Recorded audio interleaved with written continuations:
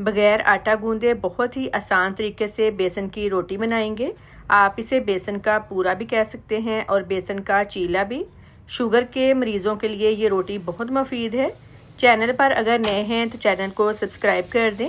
Video को पसंद आए तो लाइक और शेयर लाजमी कीजिएगा। बाउल में डालेंगे 1 कप बेसन। बेसन को मैंने छान लिया है। एक स्मॉल साइज़ का प्याज बारीक काट कर डालेंगे, स्मॉल साइज़ का टमाटर और 1 सब्ज़ मिर्च। मैं 1 कप बेसन से बना रही हूँ। अगर आपने ज़्यादा बेसन से बनाना है तो उस हिसाब से बाकी चीज़ें बढ़ा लें।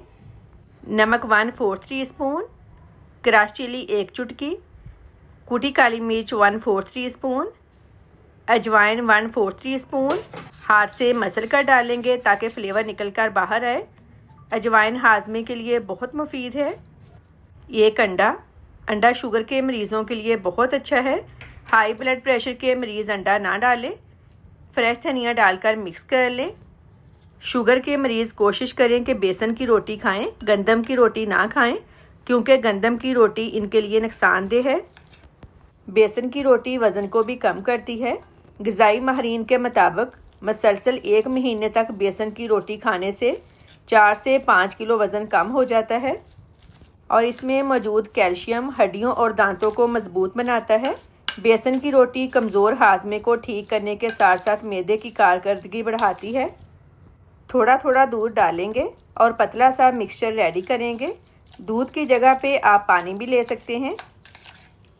कमेंट करके लाजमी बताएं आप किस कंट्री से मेरी वीडियो देख रहे हैं।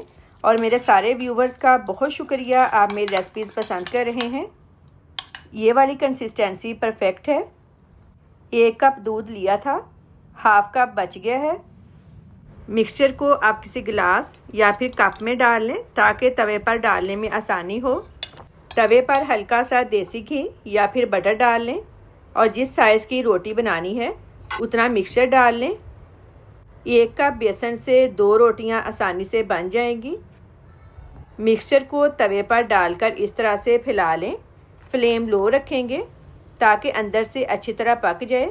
अगर फ्लेम हाई होगी ऊपर से रोटी पक जाएगी, अंदर से कच्ची रह जाएगी। जब ऊपर वाली साइड बिल्कुल ड्राई हो जाए साइड चेंज कर लें। हल्का सा देसी घी लगा लें। लो फ्लेम पर रोटी को पकने में तकरीबन 6 से 7 मिनट लगेंगे। बेसन की रोटी टेस्टी होने के साथ साथ इसके बेशुमार फ़ायदे हैं। बेसन का इस्तेमाल ज़्यादा से ज़्यादा किया करें और ये रोटी इतनी सॉफ्ट बनती है 3 से 4 दिन तक भी पड़ी रहे तो ख़राब नहीं होगी। प्याज और टमाटर भी शुगर के मरीज़ों के लिए बहुत मुफीद है। बेसन की रोटी रेडी है। वीडियो को लाइक और शेयर करें। अल्लाह हाफिज़।